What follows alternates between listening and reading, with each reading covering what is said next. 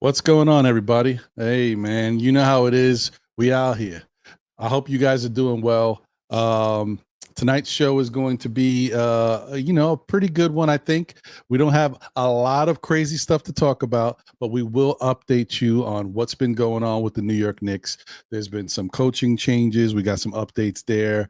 We got some NBA, team rankings for you, as well as some other rumors and stuff that you guys have already probably seen circulating, and it's been a lot of people been talking about it. And we also found out about a new player that just hit, well, it looks like it's going to hit the open market, the buyout market. So we'll talk about that as well. Listen, man, stay tuned because it's going to be a fun show. I don't know, man. All I can tell you is it's going to be interesting as usual. That's all I got. I mean, I wish I had more to tell you. I did remember one more thing I forgot to tell you guys. I apologize for not being able to be here on Saturday. Most of you guys already know I was on a little mini vacation, so there was no Know the Ledge. But stay tuned. Looks like we got some interesting news for you. Plus, because there was no Know the Ledge this Saturday, Wednesday is going to be a state of the game. I think that's going to be very interesting. We're going to be talking about gambling, the black eye for the NBA, as well as a couple other things that have been going on that have some players in the spotlights that they really shouldn't be there for. So stay tuned, guys. It's going to be fun, and I'll let you know the time once it happens. Anyway, all right, let's go. Hey. Say go, New York, go, New York, go. Say go, New York, go, New York, go. Say go, New York, go, new team, it's the same dream. New Knicks City uniform, they stay clean. I just caught mine off the Fanatics in the garden with my hands in the air, we back at it.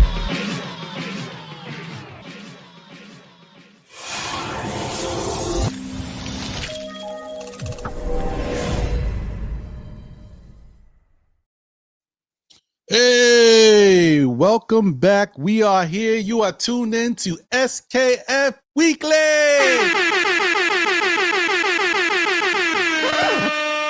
We back, baby.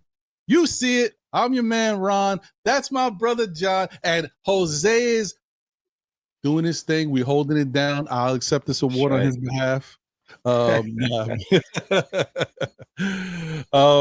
But yeah, man, how you feeling, brother? How's everything? I'm good, man. Excited to be on, talking Knicks. This is what it's about, another Monday, closing in on the opening start of the season at some point. It'll be like, by the time we look up, it's going to be November.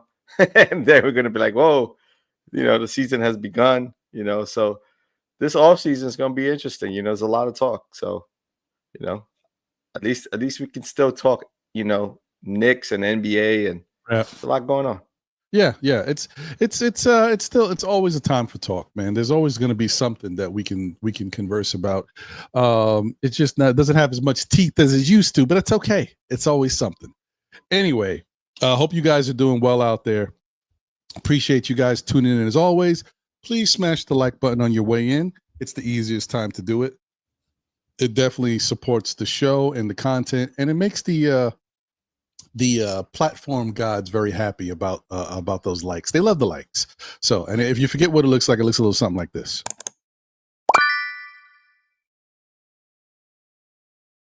So please definitely hit that when you can. And shout out to the chat. Hope you guys are doing well. Appreciate all y'all. Shout out to Walter Blackman in the building. What up, Walter? Good to see you. Crim's dad is in the building, the member of the SKF Army. Salute, Crims. Just Knicks is in the building. Salute. What's going on? Rasul Thomas is in the building. What up, Rasul? Hold on. This thing is right in the way. I can't click on it. There you go. Rasul's in the building. What's up, Rasul? Shout out to Andios in the building. What up, Andios? He says, we back, baby. Yes, we are. Randu is in the building. Salute. Appreciate you. And speaking of Randu, thank you, Randu, for once again re-upping your membership. Appreciate you. Member of the SKF Army once again. One more again. Appreciate you. Thank you for being here and rocking with us. Nostalgic Nick is in the building. What up, Nostalgic? Good to see you.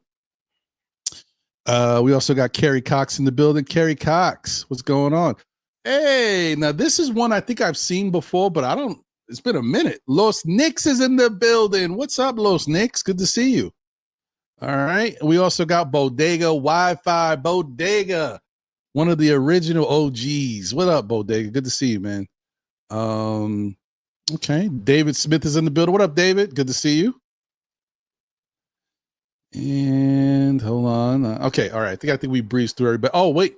And also Illmatic is in the building. What up, Illmatic? Good to see you. Okay. Everyone. All right, man. No Cap Life's analyst is in the building. Oh, 9. What up? Okay. Anyway, guys, thank you guys as always for being here. And also thank you to the ones that are viewing that may not always. We know there's people out there that just like to watch. They don't necessarily get in the chat and do the typing and talking. So appreciate you guys as well. Shout out to those that are viewing on X as well as Facebook. Thank you for always supporting. Please like if you can. And if you can't, if you're on X or some other platform, share it out with your friends and family. Let them know we're rocking right now. Thank you. Okay. So, John, listen, I figure the first thing we should get out the way is the rumor mill. There's been some things that have been cleared up, which is great because I don't want to talk about them anymore, and I'm glad. So, first things first. No more Ben Simmons talk, folks. Ben Simmons apparently does not. And this is the thing is this is the bad thing about offseason is that it's all alleged. You never hear anybody come out and say this and this it's all from a reporter or it's alleged. You know what I mean? So anyway, apparently a known GM in the league has said that Ben Simmons does not want to come to New York. He thinks that the scrutiny of New York would be a little bit too much for him, which is kind of crazy because you played in Brooklyn, you played in Philadelphia. Okay, whatever. But all right, that's fine. And also, I think it's another thing about his fit and how he'd be used and stuff. So whatever. All right, the Ben Simmons saga is apparently put to bed. So there's that, John. Yeah, I'm okay with it. Yeah, it is what it is. But the funny thing is, like certain things that get put to bed early, it seems like just because one thing happened and now something's gone, all of a sudden something that was put to bed before gets brought back up. Now all of a sudden, when Ben Simmons is not interested in the Knicks, now all of a sudden Westbrook is again. When before it was put to I don't know what's going on here, man. I don't know. It's not. Listen, the craziest part about this free agency and those veterans, so-called veterans, it's very hard to find a place when you've exhausted all teams and options, right? And so I think at this point, it's like, okay, if I know I'm not going to get starter minutes, what would be my best, second or third option to potentially win a championship or even go to a team that's a viable contender? I think that's the biggest thing for most vets. Vets that are competitors like a Westbrook. You know what I mean? Not necessarily, Simmons, but for someone like Wes, you know what I mean? Like Westbrook is gonna look for a team who can be competitive, that he can, somewhat get whether it's minimal playing time or a decent amount of playing time, have some sort of impact, whether it be, in the game or maybe for the team itself. So, yeah, no, I agree. I actually think if Westbrook was a Knick, he'd play. I think they find a way to play him. So I don't know. That's the play, but he would play. I think so. I think it would affect Deuce's minutes. I agree with that. Yeah, and that's the caveat. Yeah, as well. Say that again. It might affect Josh Hart's minutes as well. Right. Yeah, but I mean, listen, I don't know. I'm not yay or nay on Westbrook. I will say that he has surprised me. I remember when he was with the Lakers, I thought he was finished at a certain point in the beginning because he was just doing stuff too. It was wild shots and just like I don't know who was manning the ship over there, but they were giving him the green light to do some wild stuff. But then when he got to Denver, I feel like they reeled him in a little bit.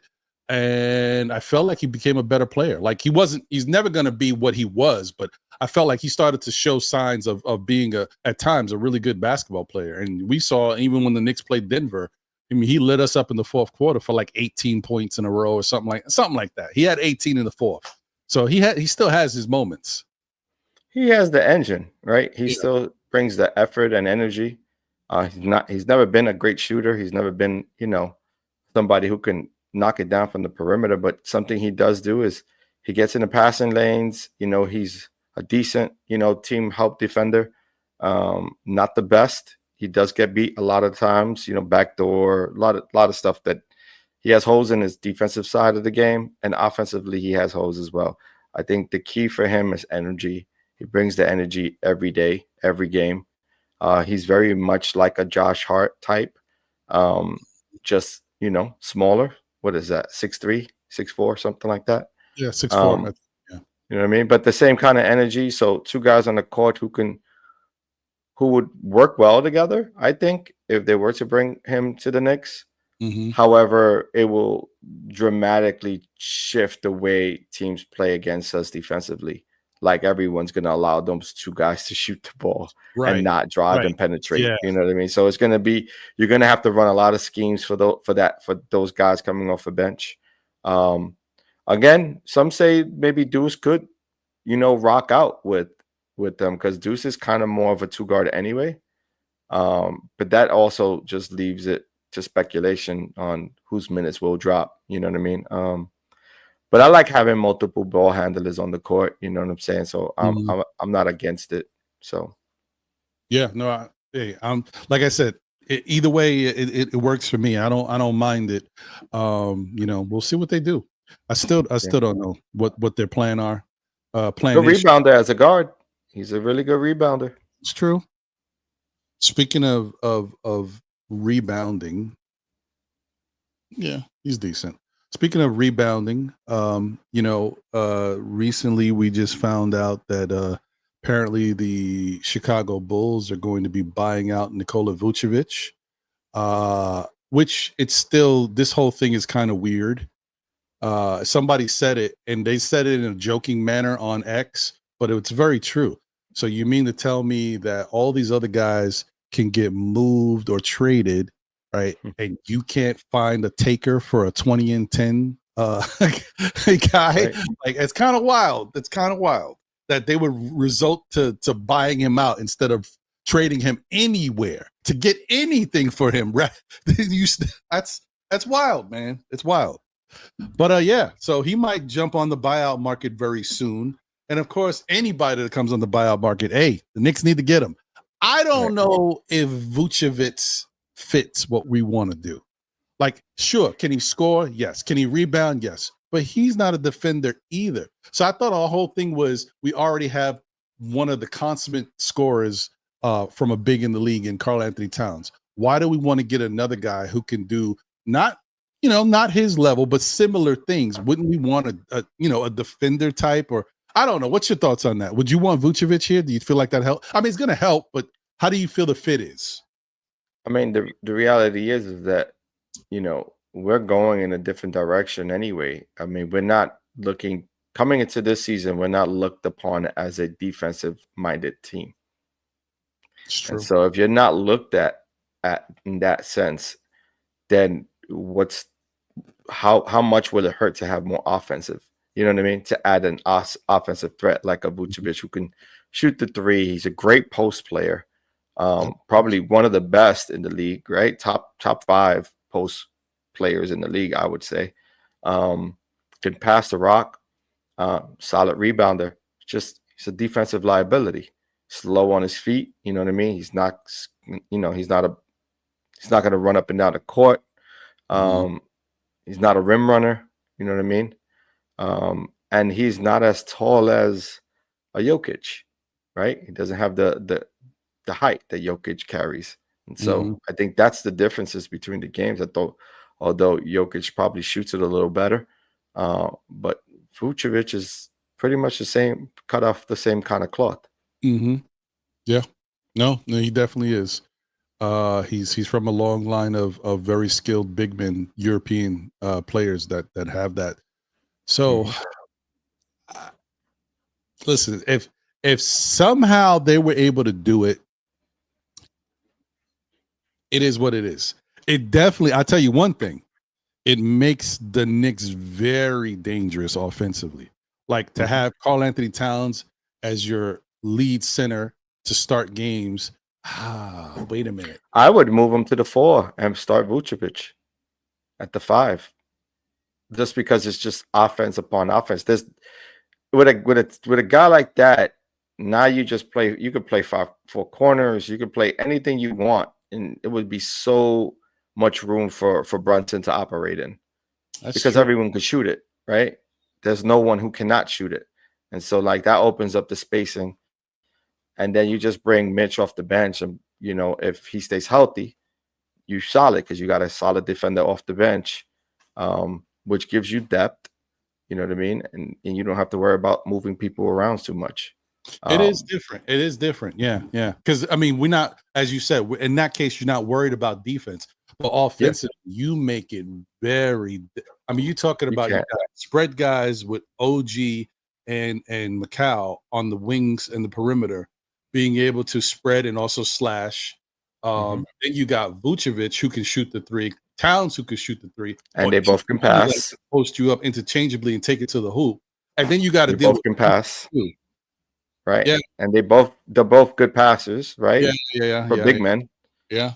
You know, you're gonna have a mismatch on the offensive side every time down, because there isn't a power forward that's going to be able to guard either one of them, and there isn't a center that can guard them one-on-one.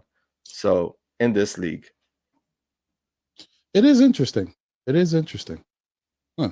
Now, how they can make a move like that, I don't know. Signing Vucevic to a vet minimum would be crazy. That, you know what I mean? Because that's the only thing we have, right? Other teams have done it.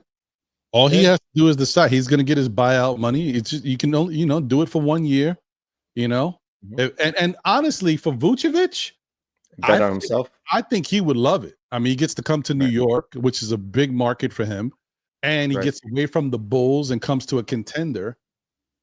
I think that, I mean, for him, where was he before the Bulls? I don't. Orlando. Yeah. Orlando, he was the man. But it was a few years. That was, that's right. He was the man. So he's at least 8 to 10 years in the league right now, right? Gotta be.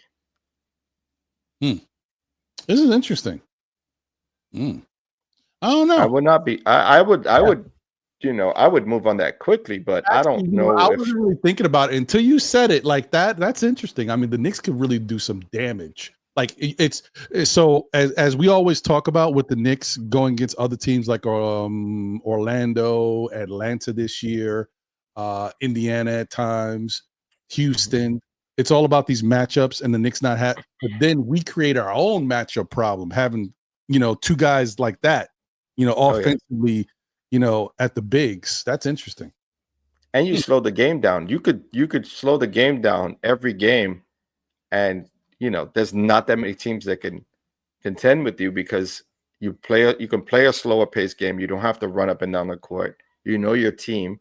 You let your bench be the speed, and you have your starters who would be very methodical with the way that they, move the ball around. It's not a bad idea. That's actually interesting. Yeah. Shout out to you, John, because I wasn't really thinking about him. I was just like, oh, this is just another player. Everybody wants to come to the Knicks. But when you say it like that, that's very interesting. The other key to it is that even if we shoot high percentages of 3, you have another big out there who can rebound, right? And so now the only time another team is going to ever get on in a fast break is if they get a long rebound and get out to a fast break. But anything close to the rim, you're always going to have somebody there who's a 7-footer who's going to, they'll be first to the ball. You know what I mean? You need some extreme athleticism to jump over 7-foot guys. You know what I mean? Right. Huh. Well, we'll see what happens, guys. I mean, I think that it takes I don't mind because some people are like, it doesn't address certain things for the Knicks. But in my mind, it forces the Knicks to use players that they don't know how to use yet. It forces them to use Kolek. It forces them to use a McCullough or a Daddier to give us another 6'8", 6'9" wing that we might be looking for. So I don't mind it. And you get better with a Vucevic anyway, because once again, guys, we talk about all this stuff when we refer to these NBA people, whether it be coaches or players, they're all talented, So yeah. Here's another kicker. Vucevic shoots it well from the free throw line. I know. No, as well as Cat. So it's like shooter. He's a good mid-range shooter, a free throw shooter, and a 3-point. Yeah, he's good. So in that. I do agree with Knick fans that say we can't keep getting older, right? I understand that, ideology, just the way of thinking. I get that, and I agree to some degree, but you also can't. You see what you have in your depth, and no one is shooting it like Vucevic. So it's kind of like, you get them while the striking is hot. You don't play around with that, and then you can still grow the talent, in your minor league system. I like it. I like it because the whole point is like you are going to be like tearing squads up. That starting lineup is going to put up some numbers, and then you give them the change of pace because coming in off the bench, that's when like with a Mike Brown style, the Knicks are in a position where they can do more with how they want to play because they don't have to play slow. On Tom Thibodeau's teams, the guys had to play slow to help with his defensive sets. But with Mike Brown, he does things differently. So, and he wants them to play faster. So imagine the change of pace having to deal with that starting lineup with all those offensive weapons. And then you think, just when you get in a break, the bench comes in and they're running fast up and down the court, pushing the pace. I like it. Yeah. I like that. Yeah. And it doesn't mean that you got 5 guys coming completely out of the game. Right. So you can always keep Cat or Vucevic in the game while bringing Mitch in, still keeping the Twin Tower effect, still keeping that sort of, depending on who you're playing against. Or you can go small and have Yabusele. Yabusele could play the 3 if you want him to. You know what I mean? And he could play the 4. You know what I mean? So like you could mix and match. You got more versatility as a team. You know what I mean? And I think that's what we're looking for, more versatility. Even though he's 1-0, doesn't matter. Player. But it doesn't matter if he's 1 or not, bro, because you got to think about it. When you're trying to build a team and make the team as formidable as possible, a lot of guys that you bring to complement your rest of your guys haven't won anything. Like, hey, you know what? If you know me, you know who I'm about to refer to. The Miami Heat team with Dwayne Wade, Chris Bosh, and LeBron James. How many people won something before they put that together? And then all of the complementary pieces, the Mike Millers, the Birdman. What was his Adonis Haslam's? Whatever his name is, Chris something. Yeah, Birdman. Chris Anderson. Anderson, yeah. All the guys that they put together, them dudes didn't win nothing. Yeah. But once James Posey. Yeah. All those guys. It's different. All right. Well, we'll see. We'll see what happens. It's interesting. I mean, there is no player on our team outside of OG and Anunoby, right? That's won anything. OG's the only one, right? Yeah. So I don't think there's anyone else. Because I forgot that Dante's not here no more. Sorry, I had to bring it up again. Yeah.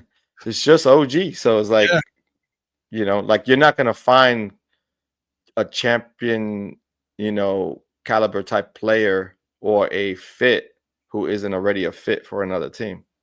Like, I don't see what the argument is there with Vucevic. Is he a great scorer? Yes. Is he a good shooter? Yes. Can he shoot free throws? Yes. Can he rebound? Yes. His field goal percentage high? Yes. Like what outside of him being a poor defender, there's nothing you can say about his offensive game. He has all the tools. And I understand what people are saying when it comes to the defense, but we got to it's going to be tough for us to deal with. We are New York. We're used to all of our teams, except for like a different sport like baseball. We're used to our teams being gritty and being able to play defense at high levels and stuff like that. Yeah, it is what it is. This big team is going to be offensive based. And yes, are they going to have issues stopping certain teams? Yeah. But are those teams going to be able to stop us? No. That's the question. That's the problem. Right. So I don't know, bro. I'm with it. I'm like, listen, the Knicks haven't won a championship in 50 years. Why not try something a little different? You know, we've been a Right. defensive team. That's been the identity for many years. We got away from it because we sucked, but then we got back to it. And we haven't won a championship, so why not switch it up? Why not have some defense? Because we're not going to be totally devoid of defense. You still got Macau. You still got OG. You're still going to have good defenders off the bench. You know, we're just going to have to figure out how to mix and match depending on situations. But, you know, listen, if we get into too many battles where we're scoring against their scoring, we're running up the score on them, there ain't going to be a lot of time for worrying about defense. We're going to be destroying teams, in my opinion. Yeah. And it's just, for me, it would have been different if he was a clog, right? Right. No, it would have been different if he was like a Draymond, Drummond type of player where he can't shoot it. Yeah. Andre Drummond, I would say, okay, he's got some athleticism. Yes, he doesn't free throws is not that great. Like there's certain things about his game. Then I would be like, I'm in the fence. I'm on the fence. But Vucevic, although he's up there in age, I think he's like 34, 35, right? He's more of a senior type player. Look what all Horford did. I mean, Rasul, you know what I mean? Talked about, Horford too old. Yeah, but look what he did with the Celtics, right? And so he is that type of player. He's not the defensive type of player that Horford is, but offensively he has all the tools.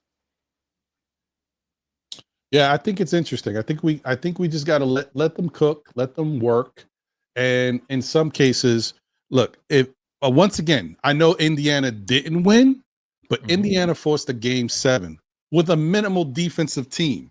All right, they were more offensive based, and look at what they were able to do against the. I mean, am I wrong? I think OKC was the best defensive team in the league. So, I mean, what are we saying here? It works. We just have to figure out how to make it work for us. But we'll see. Right. We got more to talk about, and we don't know, man. Look, Vucevic is out there. The only thing about Vucevic that worries me is I want the Knicks to get him, rather than watching him go somewhere like Boston or some other team, what the team is going to be looking to get him is like a Los Angeles Lakers team. Oh, yeah. Just because they don't know what they can get with this gentleman. What was the guy that I forget his name? I don't know why I'm forgetting his name. Oh, the big. He just went over there. DeAndre Ayton. Yeah. So they won't know what kind of mental he's going to bring. But right. Vucevic, he's a guy who's going to come to play, right? And so he's going to play the right kind of basketball. And they need veterans like that on that team. So that's true. For me, I think DeAndre Ayton's about his business. I heard he just left the chick in Turks and Caicos because she wasn't putting out. So I mean that's the start, right? That's the start. Thank you. I'm not going to quit my day job. But look, I mean, we've already made two decent moves, right? Bringing in Clarkson and Yabusele. You know what I mean? They're solid moves. Are they home runs? I don't know. You know what I mean? It's questionable for me. I like the talent. I just don't know if they're a home run. But if you bring an addition like a Vucevic, then I could say they did really, really well in the offseason. Yeah. Someone else's garbage is someone else's prize, right? So they say. Yeah. Well, listen, anyway, like I said, it makes sense to, at least explore, because it's so easy to get somebody on a buyout because they're already going to get paid millions of dollars and you can get them for the minimum and it's like, it don't hurt them. So they can go anywhere. And if they want to come to the Knicks, fine. It is what it is. It's not, once again, guys, we're all going to have to face it. The Knicks are not going to be the defensive juggernaut we're used to seeing. It's going to happen no matter whether we want it to or not. They're just going to be different. So we got to deal with it. All right. That's that. And I don't think for the most part, there's no new names outside of Vucevic that just crept up. Everybody else is the same. It's the same names. It's the waiting game. The Knicks are just seeing what's the best available person for them. But yeah, like I said, like we talked about earlier, Ben Simmons is out and, Westbrook's name is back in. And I even saw LeBron's name again. I'm cool. Yeah, just keep me away from LeBron. I'm cool. Anyway. So yeah, that's that. All right. So moving on, guys, let's get to the coaching. and then we'll get to the NBA ranking. First off, coaching update. I'm a little saddened. I'm kind of surprised, but it stinks. But he's loyal, so I understand. He's not that. You can't really woo him like that. It's all about what he wants. So apparently Pablo Prigione's not coming to the Knicks as the assistant. He wants to stay in Minnesota and continue what he's been doing, which I gotta respect it. Plus, you gotta look at it like it's not. As a fan, you want to look at it like, man, it stinks that this guy's not coming to help my team. But on the flip side, you got to say, listen, Pablo Prigioni was always a good guy. He was a good player for us. He's a smart coach. He's getting a lot of respect around the league, and he wants to stay in Minnesota because let's not forget, Minnesota gave him his best chance to really prove he can coach. I wouldn't, necessarily want to leave that either. It's not like it's a bad gig, and he's getting paid, and they're a good team with championship aspirations. It's not a bad deal. So, hey, it is what it is, John. What are you going to do? Yeah. He has a good opportunity there, with Minnesota. Like, can't fault the guy for wanting to stay in a place where he's, wanted, and he's gaining all that experience. You know what I'm saying? So, I'm not mad at it. Yeah. No, it's true. The question is what they're gonna do with Brunson's dad. That's the question. Well, Brunson's dad's already been demoted, right? He's just going to be. That's what I'm saying. The thing is, speaking of that, you brought that up. Shout out to Wolverines 1986. What's good? Appreciate you. He says, I don't like that all the coaches basically fired, but Rick Brunson gets to keep his job because of nepotism. So here's the thing. I agree. There's definitely nepotism involved. But I also think, didn't we not hear rumors that some people felt like Rick Brunson had some interesting things that were positive for the team that Thibodeau was dismissing? And so that kind of works in his favor too. Yes, of course, we know his son is like one of the key players on the team, and he likes having him around. But I think Rick Brunson was actually kind of helping the team while he was there in his own right. Maybe on the court, when Tibbs is out there calling the shots, it doesn't matter who's out there with them. But off the court and in practices and stuff, I think some of the players actually like Rick Brunson and what he was telling them, or the different things he was adding.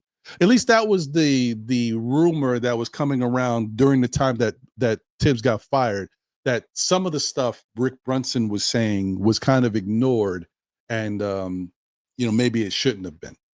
And that's all that was said. They didn't elaborate, so I don't know what that means. I do know that not every player, which Rick Brunson rubs people the wrong way. Not every player loved Rick Brunson, but I think some players did like him. Not every player liked Tibbs, but some players did like him. So that makes sense. So I understand it is nepotism, but I do think that Rick Brunson does add some value to the team. But I also think that Mike Brown was smart for demoting him and kind of bringing in his guys and having his normal hierarchy of coaches. So that way, if say Rick Brunson is doing a great job and has some great things to add, he earns it with Mike Brown. It's not like you were here before, so I got to listen to you above everybody else. I think that's smart. It makes sense to me. Yeah, this is the NBA. It's full of nepotism. You know what I mean? Like, there's not, from the owners down to, GMs to players. They all do it. They all have their inside guys with them. So I'm not more concerned about that. I'm more concerned about his voice. Like, what is his voice going to be like now that he's no longer the assistant coach, right? Is his voice valid? You know what I mean? Obviously he's valuable to Brunson and to maybe Josh Hart and maybe a couple of other players, but is his voice in that locker room valid? Is you know what I mean? Is it going to have the same sort of impact? And I think that's the one thing I'm waiting to see this offseason, or during the season, how it plays out, because depending on what kind of, coach they bring to be the bench coach will really decipher whether or not Rick Brunson's going to be on his last legs with the Knicks. Right. That's true. Shout out to Jabroni Z in the building. Thank you for being here. Good to see you. Said, are some of y'all donating your salary to the Knicks to sign these players? Because I'm genuinely curious. Well, I'm just putting out money wise, it doesn't matter. Okay. Because if a guy's getting bought out, he's still getting most of his salary. So they can choose to take a minimum and still be eating good and still get most of their money. So he can go anywhere he wants for a vet minimum. It's not about the money when it comes to somebody like that's what Damian Lillard did, right? Yeah, it's what Dame Lillard did. It's what all of these guys do when they're bought out. Some guys like Ben Simmons is different. He didn't get bought out, so whatever money he gets, he needs. Like all these other guys that get bought out, they can go anywhere they want. It's not about the money. It's about what makes them most happy, where they want to be, what gives them the best chance to succeed if that's what they're looking for. So yeah, I wouldn't, when these guys come up and the rumors start circulating, it's for a reason because they know it's not about the money. We can afford Vucevic. Now, if you're talking about how does everybody play, how do they get minutes? Honestly, figure it out. Vucevic, I like Yabusele, right? But Vucevic is better than Yabusele, right? So it's not like if Yabusele loses minutes because Vucevic is here. Oh well, it is what it is. Because Yabusele's not the greatest defender either, guys. He's a more willing defender, but he's just strong and big. He just does things differently, but he's not a great defender either. So just want to put that out there. You need depth though. That's the key. It's a long season. Guys go down during the season, throughout the season. You need good depth. You need solid pieces.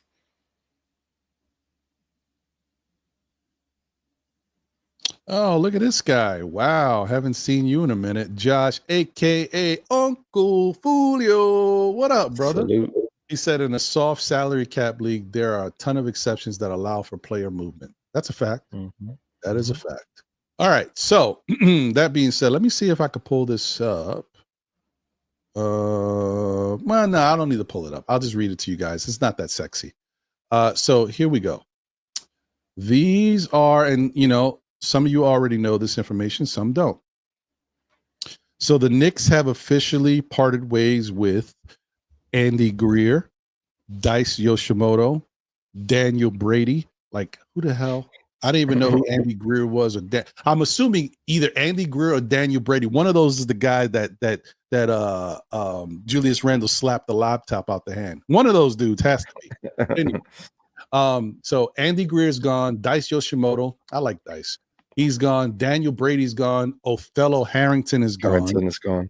Yeah. So, and then Mike Brown is officially, still hasn't happened officially yet. We know Ricardo Foy has been in the building. He's been around. He's been at the Summer League. So he's going to be officially on the staff. It still hasn't happened yet. Charles Allen, who also was an assistant at Sacramento, is going to be joining the squad as well. So he's bringing over two of his old guys. But they still haven't found a assistant head coach as of yet. They're still looking for that person.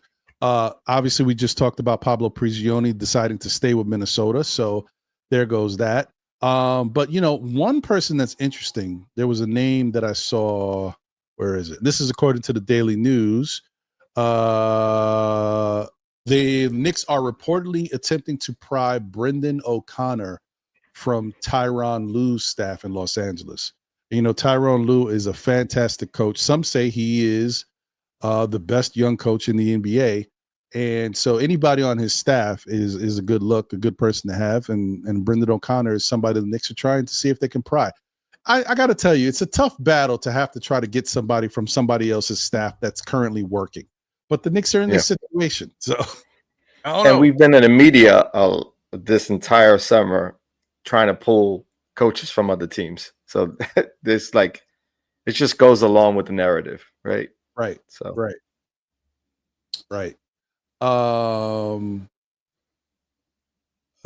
Josh says these assistant coaching changes are no big deal. I agree. But if we can get an assistant head coach, that is a big deal. Because, as we know, Mike Brown does lean on, his top level assistants. And, it could definitely help whatever we got going on. So we'll see. We'll see what happens. Also want to shout out to Jay Chosen in the building. What up, Jay? Good to see you as always.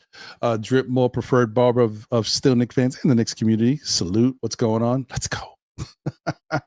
Shout out to Cardiac Knicks in the building. Salute. What's going on?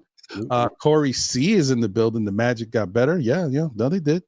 Shout out to Uptown Sports TV in the building. What up, Heck? Says salute, fellas. Hope all is well. Ron and John. Let's go, Yankees. I see you. Shout out to Anthony D once again. Appreciate you, Anthony. Good to see you. Shout out to Nick Yak in the building. Shout out to Prezi Boss in the building. What up, Prezi? Good to see you. Shout out to Darlene Bryan in the building. What up, Darlene? Let's go. Miguel P's in the building, member of the SKF Army. Salute. Tori B's in the building. What up, Tori? Let's go. And we also got Luke Skywalker Visions in the building. What up, my guy Visions? He says if we're not a top 10 defensive team, we are not winning a championship. Top 15. You got to be top. Yes, that's exactly right. You got to be top 15. Top 10 makes it easier, but you could be top 15. Like, hey, we've seen it. We've seen it. Indiana, who to me is not that good. I'm still going to say their offense is great. I cannot believe they made it to the NBA Finals, but they did. One game away, guys. So I'm just saying, anything can happen. Listen, Denver won with a team that wasn't top 10 in defense. That's true. So. That's a good point. Shout out to JW in the building. So big up Ron and John. And Craig's in the building. What up, Craig? Mark Jackson it is. Yeah, man. Mark Jackson. One could only wish. Yeah, so we'll see what happens, man. But on the coaching front, I don't know, man. I just think that the Knicks are fighting an uphill battle, and a lot of these guys, and plus, it's like around the league, everybody knows, hey, if you haven't been called yet, expect the Knicks to be calling soon. I don't know how we expect to get these coaches at this point, but hey, it is what it is. Yeah. All right. Yeah. Oh, Mo Cheeks is still here too. So Mo Cheeks is still here. Brunson That's a surprise. Mark Bryan is still here, which is fine. I thought Mark Bryan did an adequate job as a big man coach, and Patrick Ewing was a consultant in some ways, on the side. I don't know what Mo Cheeks is still doing here, to be honest. I don't know what Mo That's Cheeks a surprise did. to me. I don't know what Mo Cheeks did for the team. I know the organization. I think James Dolan likes Mo Cheeks, and I think Leon Rose might have a relationship with Mo Cheeks. I don't know. Look, that's definitely a homeboy discount. Hey, man, appreciate you. Listen, everybody needs a friend like that in Madison Square Garden. We all need somebody like that can bring us in. We all should be Mo Cheeks. So shout out to him. Delano Banton, yeah, his name keeps coming up still. He's still out there. Well, listen, the Knicks. The one thing I noticed, guys, that we could all tell, we're still trying to find an assistant head coach, but as far as that veteran minimum player, the Knicks are not in any rush. They're not pressed. So they're going to get whoever they want whenever it's available for them. We'll see. All right. So let me pull this up on the screen. So as you guys know, the NBA came out with their own early, it's not early, but the off-season power rankings. And let's see what the Eastern Conference looks like. Hold on. Share my screen here.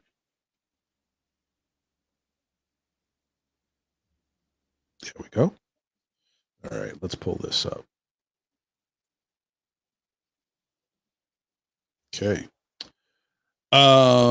So this is what it looks like right now, guys. A lot of you are there was a lot of going back and forth, by the Knicks community.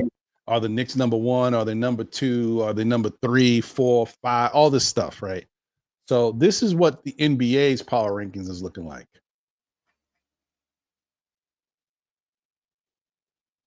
The Cleveland Cavaliers are number one according to them, to their rankings.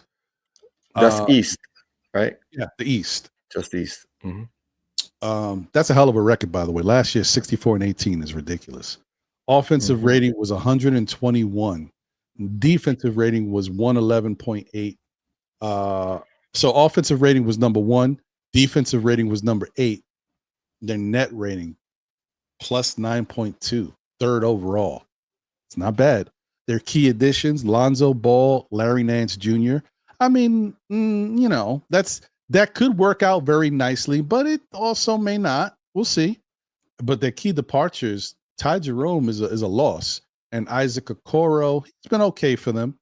So it could go either way. Lonzo Ball could be really important for that team. If he stays healthy, they could be really interesting. Yeah. Yeah. His health is going to be key. That's 100%. Yeah, we'll see what they do, but they do have a very interesting team. They've got some players that have done, that have worked out well. For all the things that we thought we exposed a couple years ago in the playoffs with Mitchell Robinson and all that stuff, their bigs have really turned it around and learned how to play together, and they're really good together now. So yeah, excuse me. Now I'll say that Lonzo Ball is a change maker when healthy. Like, he's something he will impact the team, winning percentages wise. But I agree, it's all comes down to the health for him. Larry Nance Jr. is a solid player, so you're not gonna drop. Like, you're not gonna lose out. No, Larry Nance, like whatever Isaac Okoro has given you, I think Larry Nance. I mean, they play different positions. Yeah. But I think like his impact will be similar. Yeah, solid player. I mean, it's really about, can Lonzo Ball impact them as well, as good as Ty Jerome did. They're different. That's the big, right. All right. So who's number 2? Oh, look at that. The New York Knicks. And honestly, guys, this is my power rankings as far as the 1 and 2. I think the Knicks will be number 2 because I think Cleveland already has their chemistry going with their guys. I think they have a second year of it. They got it early last year. And I just think they're going to continue to play the way they played in the regular season. And so I just think the Knicks can, definitely go up. But I think number 2 is kind of where I see them. But we'll see. Offensive rating 117.3, which is 5th overall. Defensive rating 113.3 last year. 13th overall. Net rating +4, 8th overall. And this is obviously, some things are going to change this year. Key additions: Jordan Clarkson and Gershon Yabusele. Obviously, we know that there's still a chance that, they might add one more player. We'll see. No departures. And key outstanding free agents, forget that. Those guys are both gone. And obviously Tom Thibodeau's out, Mike Brown's in. So and then there's some more information in there that if you guys want to read, just go to the NBA and go to the power rankings, and you'll see they get into some numbers and a key question. But the key question, actually, I will bring up, it says, will the ball move more? And I think that that's the plan for the New York Knicks. The ball is definitely going to move more. So we'll see. All right, let me see here. Number 3, how you guys find this interesting? The Orlando Magic. And this isn't surprising, guys, because Orlando looks good. It's just that they could not stay healthy last year. They had a lot of injuries. But when they're healthy, they are a well-coached team. They've got a lot of weapons, and they have, some might call, another one of those generational type talents. It was a quiet year for him last year. He did get hurt a little bit. But when he was able to come back, Banchero's yeah, you know what I mean? You can't, and let's not forget, they have the addition of Desmond Bane and Tyus Jones. Those are shooters, very nice pieces to add to your team. They lost Kentavious Caldwell-Pope, who's a solid piece and a very good defender. But then they also lost Cole Anthony and Gary Harris. And honestly, I think they're in a better position with Desmond Bane and Tyus Jones. They're going to miss Caldwell-Pope a little bit, but the addition of Bane and Tyus Jones compared to what Cole Anthony was given, we know everybody still talks about Cole Anthony, but if you just look at his numbers for Orlando, they weren't that great. And Gary Harris does nothing. It's sad to watch Gary Harris's decline in the NBA. But he just really hasn't done much. Their offensive rating 108.9, 27th. Defensive rating was 109.1, number 2. That's solid. And just to think, a lot of their pieces that were hurt were offensive-based pieces that could help with their scoring. They're going to be tough. They're going to be tough, bro. I know you like Orlando's team. Yeah, they're a good team. Yeah, so. They're a good team, and one of those teams who I wouldn't like. I would not frown upon. Like I could see them easily getting number 2. Like, it's all based on injuries, of course, but they could come off hot and start off the season really well, and like they're not moving away from their key players. Their key players are still there, and they're solid players, and you're just adding some pieces who can pretty much play on a lot of teams, right? They're shooters, so they don't need the ball to be effective, and I think that's the key. I agree with that. So I wonder, now I'm really curious to see who's 4 and 5. This is interesting. If I had to guess, this is the NBA. I think the NBA might say Indiana, but I wouldn't be surprised. Yeah, that's true. I wouldn't be surprised if this is Atlanta at number 4. Let's see. Detroit. Wow. Interesting. It's a big jump, right? That is a big jump. I mean, Malik Beasley is a tough one to lose, though. Tough one. You ain't not lying. That is a tough one to lose. Their offensive rating was 114.6, 14th. Defensive rating was 112.5, 10th. Net rating plus 2.1, 12th over. So key additions: Karis LeVert and Duncan Robinson. I'm always funky on Duncan Robinson, but I know people like him. Karis LeVert is a very decent player. And key departures. Whoa. But to lose Dennis Schroeder. Ooh. Yeah. Schroeder and Beasley are too big. Tough, I mean, even Hardaway, he was. I mean, he helped them at times. He put numbers. You know what I mean? He had decent numbers throughout the season. So they're going to. I mean, the one thing they got going for them is that the young boys will be back that was injured. Their guard.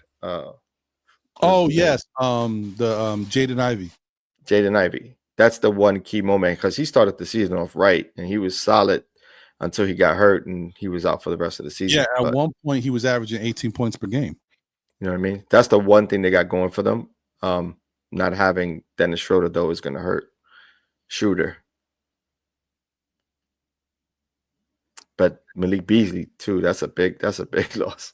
That's a tough one. Beasley is gritty. He plays defense and he can light you up. That's a tough one to lose. You ain't lying. But to have him fought, I think mostly because you figure the Pacers' injury is going to shift the way that team plays. Maybe it won't. Maybe it will. Who knows? But it's the unknown, right? So that's why they're not 4th or 3rd. Because I think if they were healthy, they would probably get the number 2 and we'll get the number 3. But, they'll probably get the number 1 if he was healthy. Because they were defending, they're the defending Eastern champs. So, yeah. Then 5th, you got Atlanta. They've gotten extremely better. Look at that. I mean, key additions: Nickeil Alexander-Walker, Luke Kennard, and Kristaps Porzingis. Yikes. Who left? Clint Capella, Karis LeVert, Terrence Mann, Larry Nance Jr., Georges Niang. Clint Capella maybe is the one that's the standout because Karis played minimal minutes. Terrence Mann had decent minutes. Yeah, but replacing Capella with Porzingis is like that's nice. Healthy Porzingis. Well, yeah. If you get a healthy Porzingis. And guys, listen, I don't know what's up with Porzingis. I have my own theory about what I think's going on, but I'm not going to put nothing on that guy's name. He doesn't deserve it. But I'm telling you, I think he's dealing with some stuff. I think it's a problem. Respiratory infections of that magnitude or that affect your breathing. That's tough. Yeah. So we'll see. All right. Well, I mean, and offensive rating was 113.7, 17th overall. Defensive rating was 114.8, 18 overall. So middle of the pack for both of the net rating minus 1.1, 18th. So yeah, this I think is they just got them young studs on that team. Yeah. Wait, hold on. You know They what? It's got the almost young you know what you got to say, bro? It's almost like you young say talent. additions: Nikhil Alexander-Walker, Luke Kennard, Kristaps Porzingis, and Jalen Johnson, because they lost Right. him for most of the year, and getting Right. him back is huge. Oh, Right. forgot about him. They got a lot of young talent over there. They're gonna be a problem. They will be a problem. And then you got 6. I think we could go down to maybe 10. 6, you got Milwaukee. They questions: Miles Turner, Cole Anthony, Gary Harris. Ugh. Yeah. All yeah, right. I don't know what that does to the Milwaukee Yeah, I don't Bucks. know This either. is why it's so funny that, Giannis was talking about like staying only if they brought some pieces for him to do something with, and he hasn't gotten any good looks. That's exactly what I was thinking, D-Rex. Yeah. We'll see. I know a little something about that, unfortunately. Okay, so Miles Turner is the biggest. No, that's gonna help. I mean, I look at it like it's going to help them, but I don't feel Doesn't take him over the top. No, because I feel like Brook Lopez was this 2 years ago. Not now. He's older now, and Miles Turner is much more adequate. But 2 years ago, Brook Lopez was a problem. But what's their guard play like? You know what I mean? That's going to be interesting too. I mean, they like lost who they bringing. I think Gary Harris and Cole Anthony going to have a resurgence. I think Cole Anthony might help them a little bit. I'm not consistent enough. I'm out on Gary Harris. I don't know. I don't know what they got going on over there. That's going to be interesting. So let's see who's 7. Oh, Philadelphia. Let me tell you something. I have Philly over Bucks. Philly could be tough, bro. Oh, they're going to be tough. Healthy, Philly could be a problem. They're going to be tough because Embiid is not. He was out most of last year, and I think that was on purpose in order to come back as full strength as he possibly can for this season. And then you got the young buck, their shooter coming back. You know what I mean? They got their point guards coming back. You know what I mean? So I don't see how they not become better with those guys back in the lineup. Yeah, no, it's true. You know what I mean? So, and let me tell you, I saw an article yesterday. Was it when I was on vacation? I don't know. I was reading something when I was on one of my walks. I'll be walking. It was a Philadelphia article talking about that they feel like the writing might be on the wall for Embiid. They finally might be thinking about moving him up out of Philadelphia. So I don't know. We'll see. Yeah, if they don't, though, he's still that guy. Like he's still going to be a guy who can put up numbers at volume. You know what I mean? Hard to defend when healthy. So MVP type player. So definitely. So we'll see. I would be worried more about the 76ers than the Bucks, to be honest with you. That I am with you because you know what? As far as talent goes, that's just a lot of talent. Now, we do know that, Embiid's going to be coming back at some point. What's his face? Paul George is hurt. He's a problem. Yeah. But, you still got their point guard, Maxey. Killer. He's a killer. Maxey's a monster. And then and let's not forget the rookie coming back. Who I forget his name. He paints his nails. McLean. McLean. Yeah, he's a shooter. Oh, solid. McCain. I mean, solid. McCain is a baller, man. I like that kid's game. And don't they still got what's his name? Defender slasher type player. I always forget his name. Always looks like he's smoking. From the lefty, right? Tall guy. Yeah. Yep. Man. See, you gotta have the lineups right in front of us. it don't say his name here though. Because he's still there. But he's there. The chat knows. The chat always. It's gonna come. But they got a squad. All they really need is Paul George is gonna be rehabbing back, and once he gets back, they're gonna have a solid team. Just the talent alone, but they're better than Milwaukee. What the hell is his name? Oh man. Riding his bike, he got hit by a car in New York. What the hell is his name? Anyway, whatever. Oh, and they got Kyle Lowry's coming back too. whatever that means. I'll tell you what's his name right now. Who we're thinking of? Kelly Oubre. Kelly Oubre, that's it. Right. Yeah. Kelly Oubre. So I mean, but there's a lot of talent over there. And then let's not forget VJ Edgecombe. VJ Edgecombe. Whew, that sleeper. Kid, oh, sleeper. That kid looks like he's gonna be a problem. Right. Man. So Philly could be really tough, guys. That's they got a lot of pieces that you got to see how it fits together because they got no chemistry. Because guys have been hurt, you got to bring it all together, but they got a lot of talent.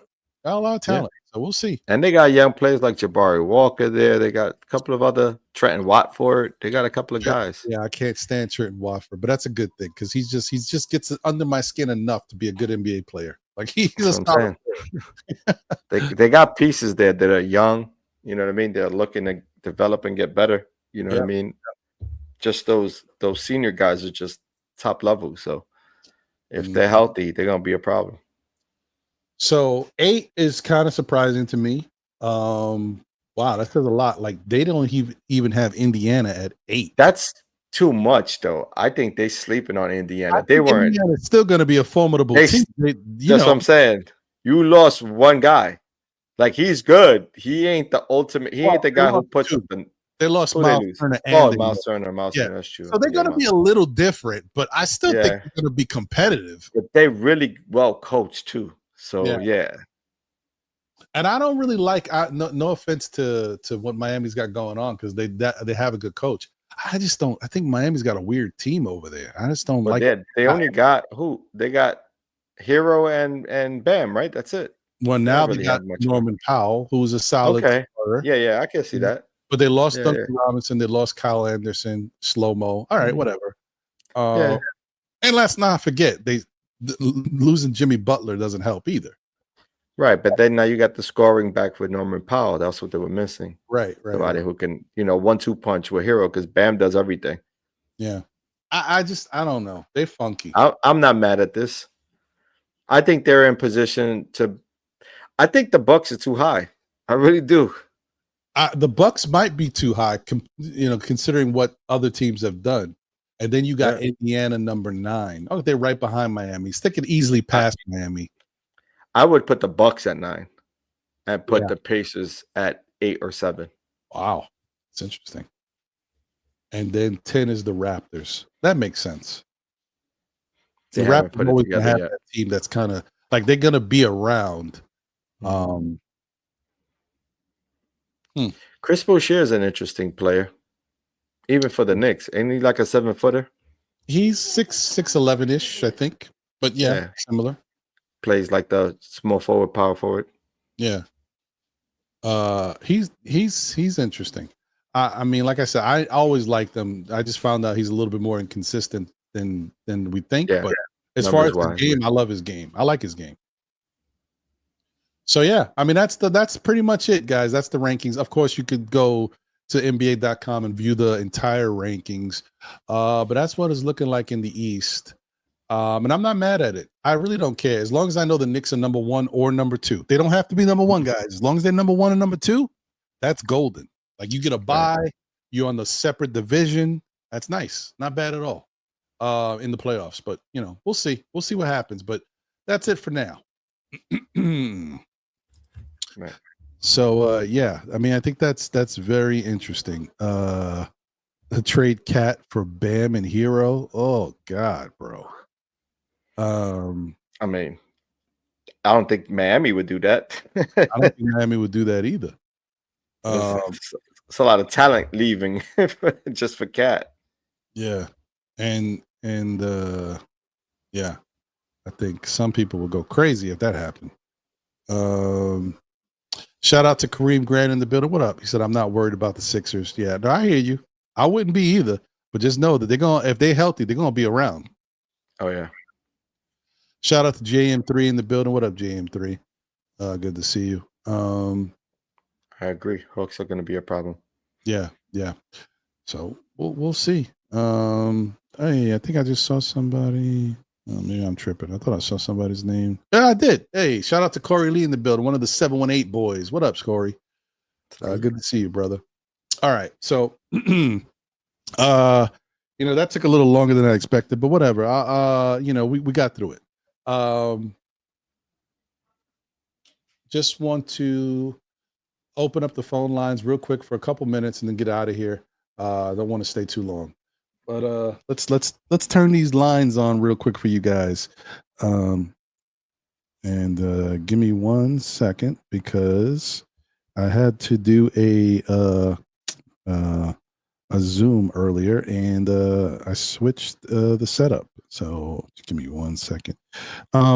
John, what do you feel about, while I have you now, some people think it's Fugazi. They don't believe it. But how do you feel about the fact that there's a rumor coming out? Apparently some inside source said that Tyler Kolek will be getting, adequate minutes this year.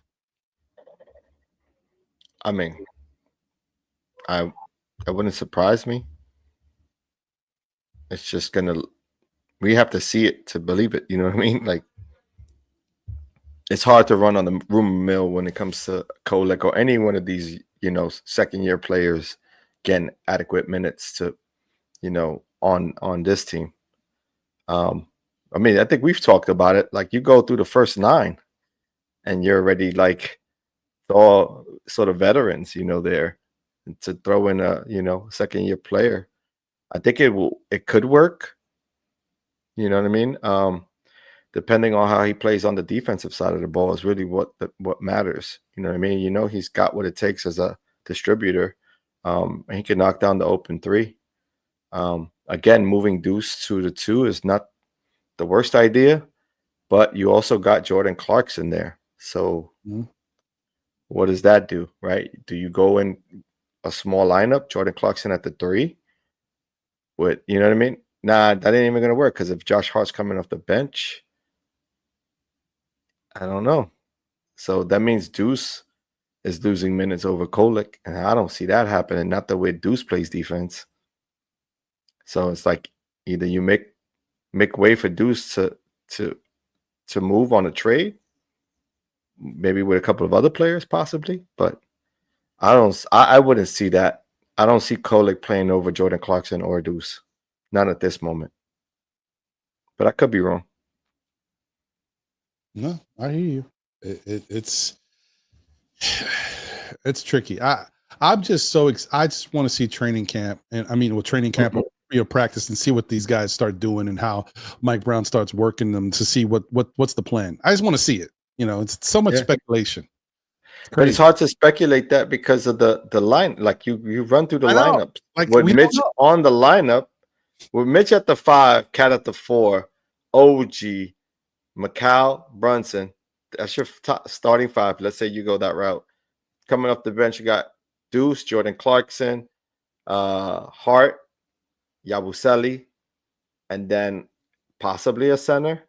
Because what are you going to play Yabusele as center? And then you play Kolek, or you play Hawk Porter as center and no Kolek, or you play Dadier in that mix, right? So it's so many different, and it's tough to say until we have a good idea. And maybe in some cases we don't know until they make a decision with this vet, because it depends on who the vet is. If the vet is Vucevic, somebody like that definitely you have to figure out what you're doing. But if the vet is somebody like Shamit, for example, that you already know kind of where you're going. So we'll see. Right. It's interesting though. But that's still the talk of Kolek is still kind of Kolek's behind a lot of players. He has to be like really playing well in practice and during scrimmage games to make noise in those games enough to make Mike Brown believe that he got what it takes to play a decent amount of minutes coming off the bench. He's going to need to really carry out whatever Mike Brown's intent. He's going to have to be an extension of the coach for real in order to get some heavy playing time. And he may, because of his skill set, he may be able to do certain, like I said before, he may be able to do certain things offensively to help the team move. Because one of the big questions, as we all have, with regards to Mike Brown trying to move the ball and create things faster is will Jalen Brunson be able to execute in the way that Mike Brown wants his point guard to execute, which he feels he can. We'll see. Yeah, we will see. All right, let's get the phones going.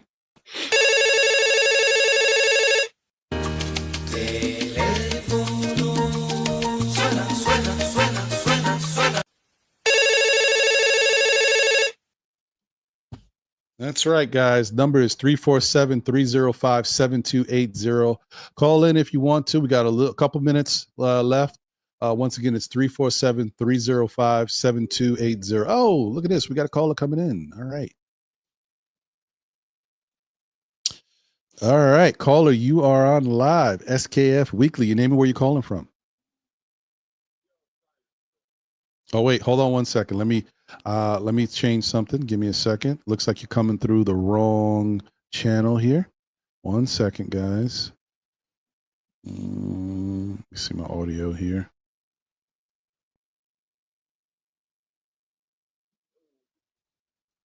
One second. I don't know why that would change. It shouldn't, but it did.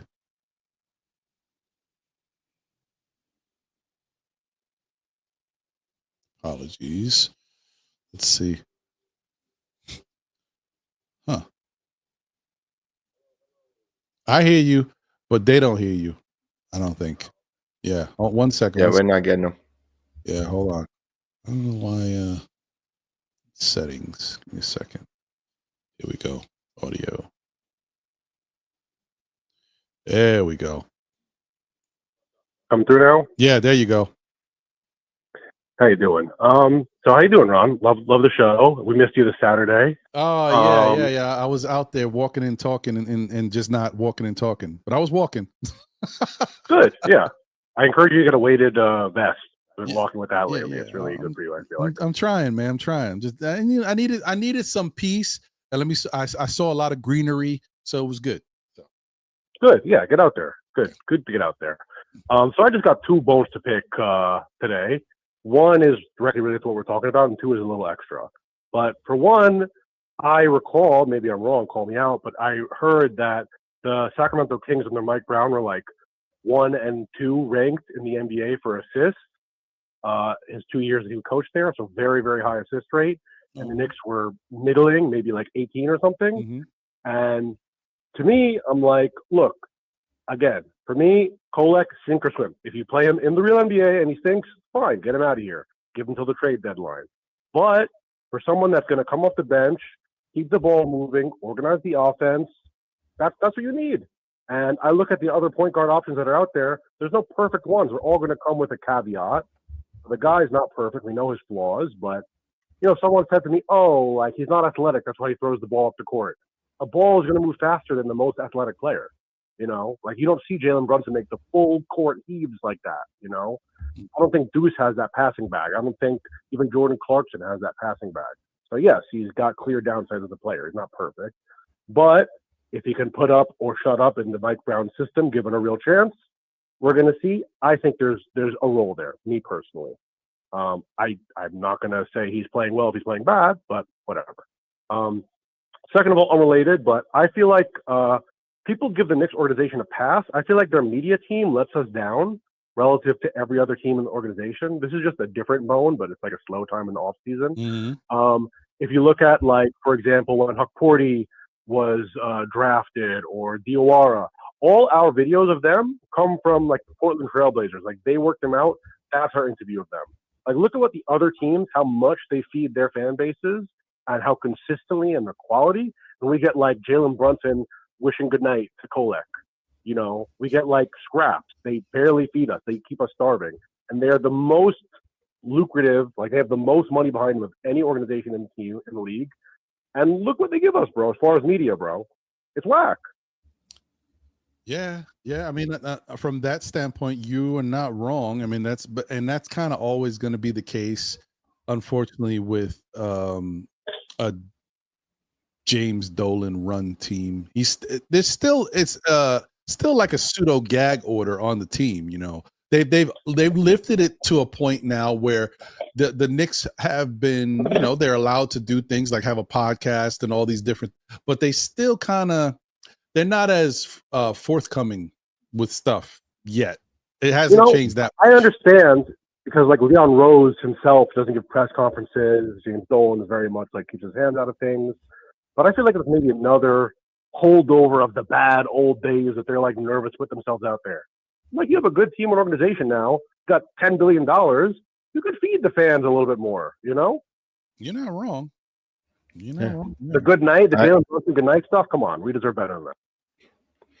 I think they're probably also thinking that Knicks fandom itself, we do a lot of media for them. And so even though it's talk, is not really, they don't really have to share much because the fans are doing it. And I think that's also. No, but we don't have access to the team, That's the key. We should be having more access to the team. And I do, look, Knicks Fans TV had access to, and shout outs to them. They had access to Deuce McBride, which gave them, some insight on Deuce and what he's doing this offseason. And so I think that's key. If they did more of that, that would be actually amazing because that would allow, fans like. Is that a big ask, really? I don't think it is. I think we could all take that up with them. I mean, I think I can't speak for everybody. I know I've tried. I think we have. Yes. But okay. Yeah, but I think what the issue is that there's for every you have to have it in. For every still Knicks fans and other content creators that want to talk about the Knicks in what do you want to call it, a responsible way, there's always going to be some other content creators that will do things a little differently. And sometimes they see that opportunity. Hey, this is my moment to ask a question, to really drive home a sensationalized point and really make my show pop. And that's what the Knicks organization is afraid of. So they're going to want the questions ahead of time, all the PR stuff. Right.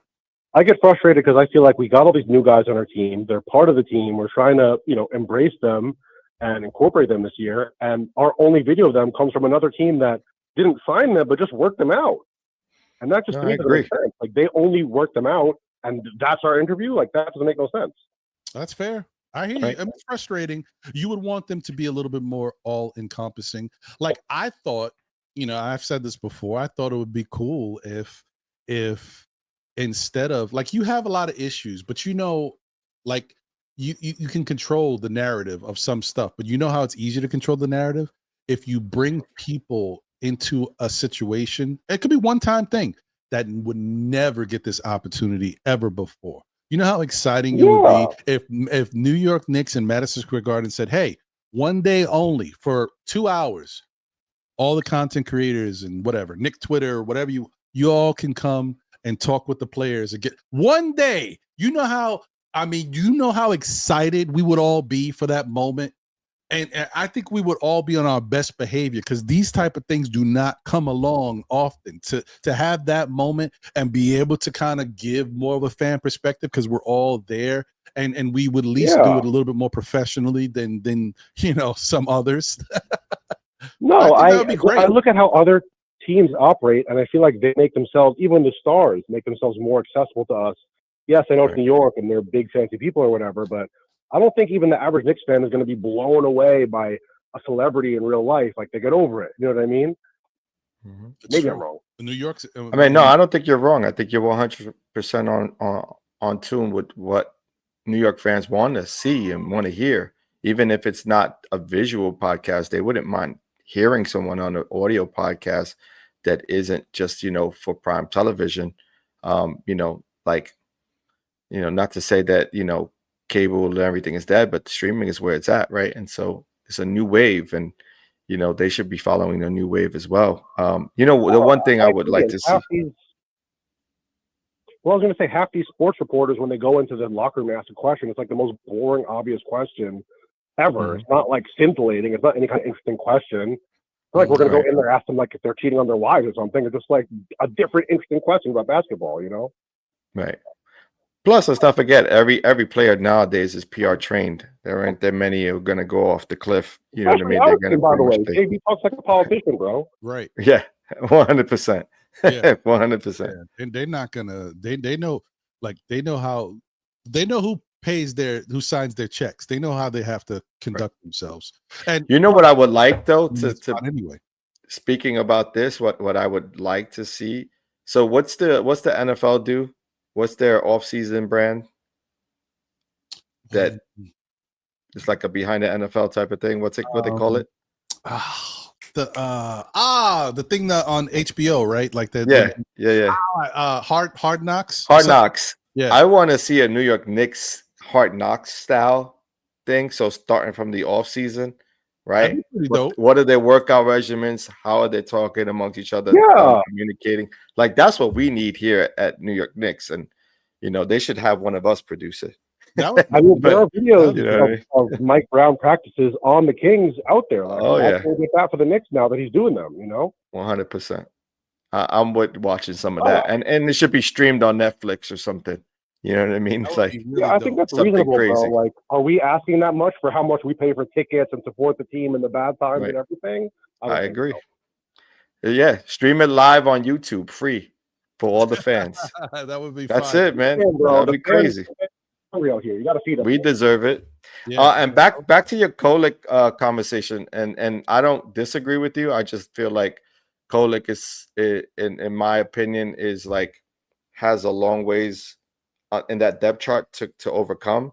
Who would you, if you were given the opportunity and you was part of the coaching staff, who would you lean or be in favor of Kolek getting minutes over on this current roster as you see fit? For me, it's more like but I would say, let's say Clarkson goes out there and has a bad night, or you need more of an assist facilitating role.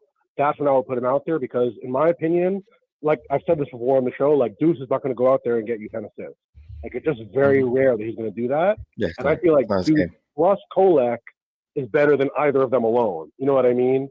Like that's when I feel like you really see Deuce get to cook and get into his bag, because him off ball with Kolek just feeding him crazy passes, that's pretty annoying to deal with, I think, So I kind of think about it like that. Like Clarkson is more situational. The rock, but yeah, he's pure scoring.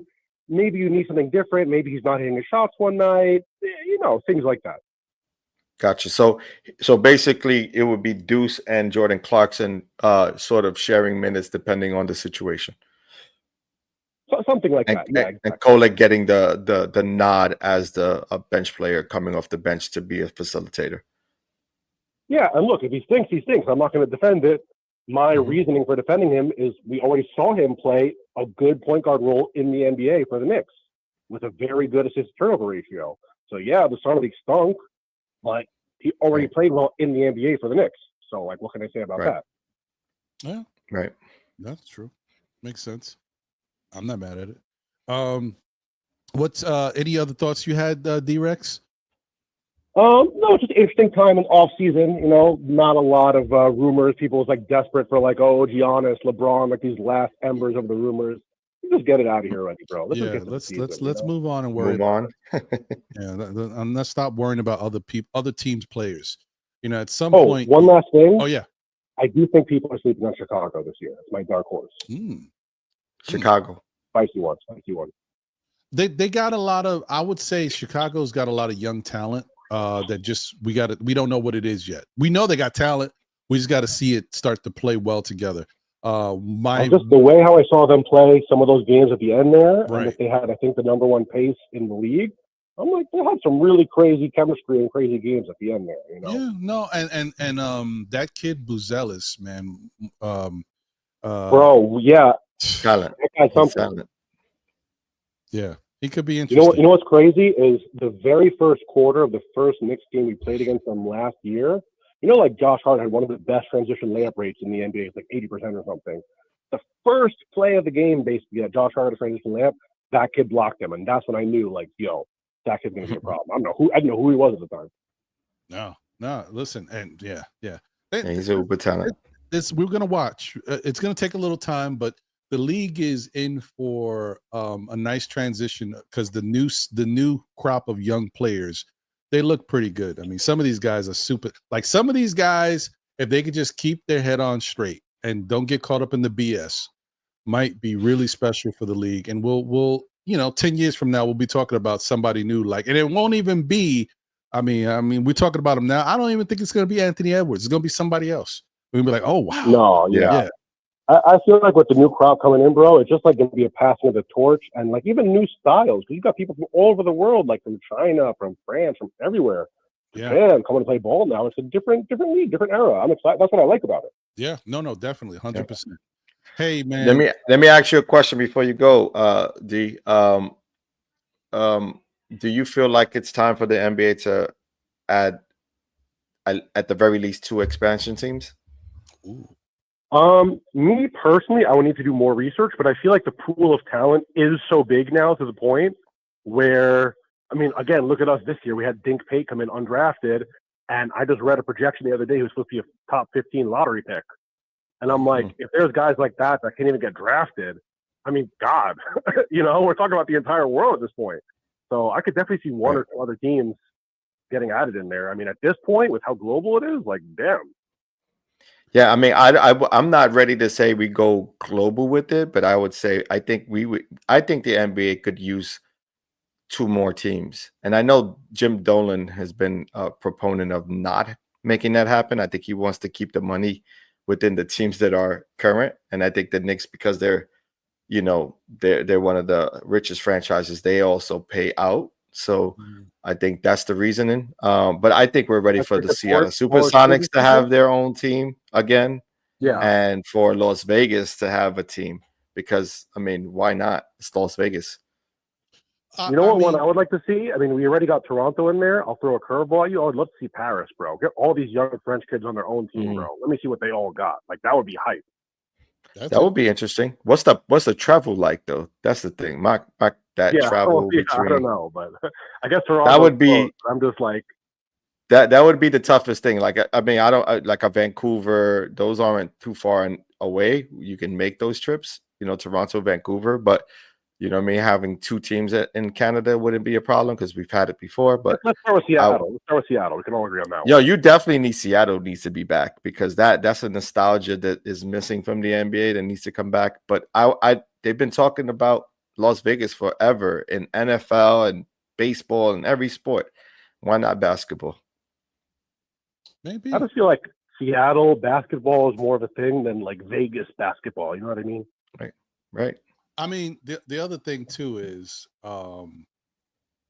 depends on what's going to happen with Dallas, because I can see Dallas folding it up and deciding to move from Dallas if they have another underwhelming season, because it's not just about their team on the court; it's also about the revenue and what they expect to make and what they projected to make, and they haven't been happy in the past few years with their earnings. So you never know with that team. So we'll see. But the only flip side, the only bad thing about expansion is, you guys know, you can only, this is the last time I heard about it. If the NBA was to expand with another 2 teams, NBA franchises can only guarantee 8 players. You can only keep 8. Oh, so remember, that means it's not like you won't keep other players, but you gotta leave them up for grabs. Dump a few, right? Ew. Oh, I'm not down with that. That's tough. You already start. That's tough. That's a struggle. That's tough. The Knicks would have no more players, bro. You talk about the Knicks being close to a championship. That window get crazy. Yeah. Not for this year. Maybe a couple of years from now. Adam Silver already said he's not looking to do it right this minute. It's not on his radar for right now, but it's not something that he's opposed to down the line. So right. We'll see. I mean, WNBA has the biggest team, so. Yeah. No, that's true. That's true. Yeah, that's true. Yeah, we'll see. Well, hey, D-Rex, thank you as always, my guy, for the call, man. Appreciate it. Giving us something to talk about. Thank you for supporting the show. As always. Yeah, man. Love the show. Love both y'all. Thank you, my guy. Thanks. Appreciate you. Have a great rest of your night, man. You too. See you guys. All right, man. Shout out to the chat once again. Appreciate all you guys. Please smash the like button for the show if you haven't already done so. We got one more caller. Let's see, get another one in here before we get out of here. Caller, you are on live. Thank you for calling SKF Weekly. Your name and where you calling from? Hey, how you guys doing? This is Ice Water. What's going on? Hey, what's up, Ice Water? Ice Water? What's going on, my guy? Hold on one second Nothing before much, you man. get going. Let me just give a quick shout out to a couple people in the chat. Shout out to Generational Hater. I'm gonna give you a shout out. Some of the stuff you saying is a little rough, but you know your name is Generational Hater, so I'll take it. But appreciate you nonetheless. Please smash the like button for the show. It's definitely an opportunity for you to be in the chat and you know, get your opinions out. Shout out to JJ47K in the building. Appreciate you. Sherwin's in the building. What up, Sherwin? Good to see you. Shout out to the one and only Mr. Great himself, Dexter Henry in the building. What up, Dex? Good to see you, my guy. Appreciate you as always. Please support everything that Dexter's got going on, New York Post, SNY related. The real one. Definitely one of the best doing it, man. And also support his Met content too. He's got a really good interview that just went up. So check that out. Let's see. Also shout out to Bagga Jones in the building. What up, Bagga? Shout out to Yuri in the building. Appreciate you as well, Yuri. Thanks everybody. If there's anybody out there that we missed, you know, it's not for lack of trying. We appreciate all you guys. And one more real quick thing before we get, because we got some super chats, and you know I don't want to wait too long because then the whatever they said in the super chats might not be relevant. Real quick, shout out to Corey Lee. Thank you for the super chat.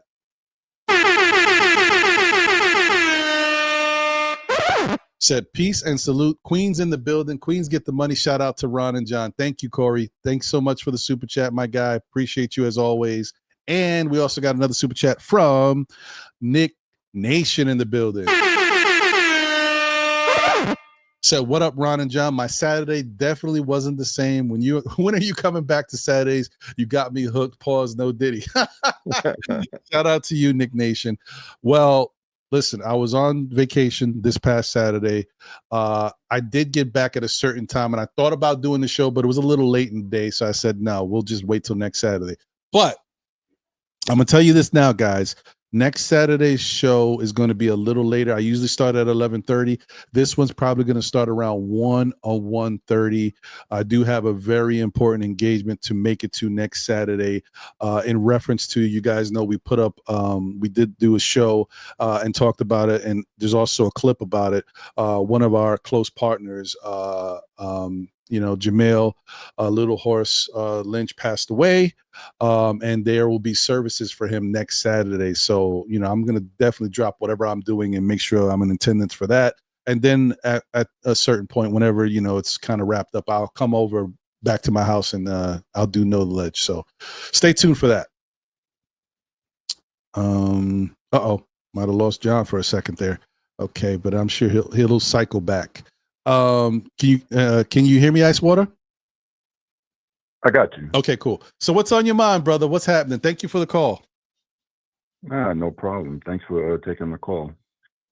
I just wanted to get your idea on the free agents that are out there. Who do you think that would be the best fit? Who you think the Knicks should go for?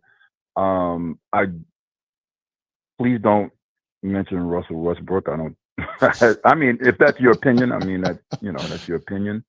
I just don't think Russell Westbrook is a good fit for this team. Mm-hmm.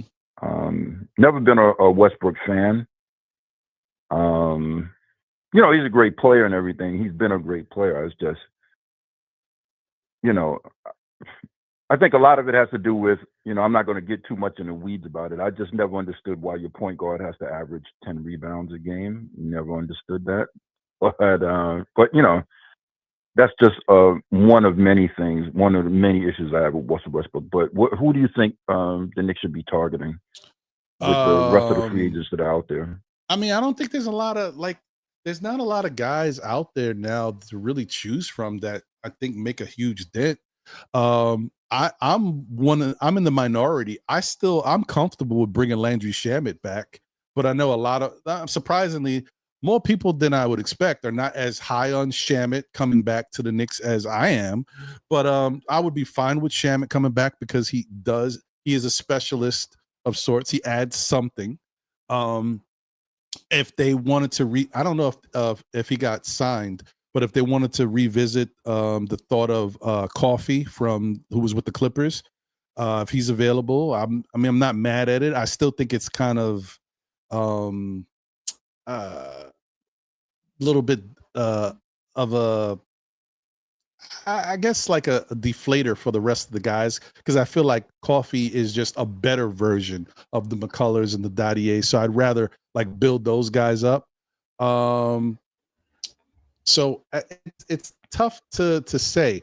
I think that man, Westbrook is there, but I don't think he's coming to the Knicks. So I'm not really making a big deal about it.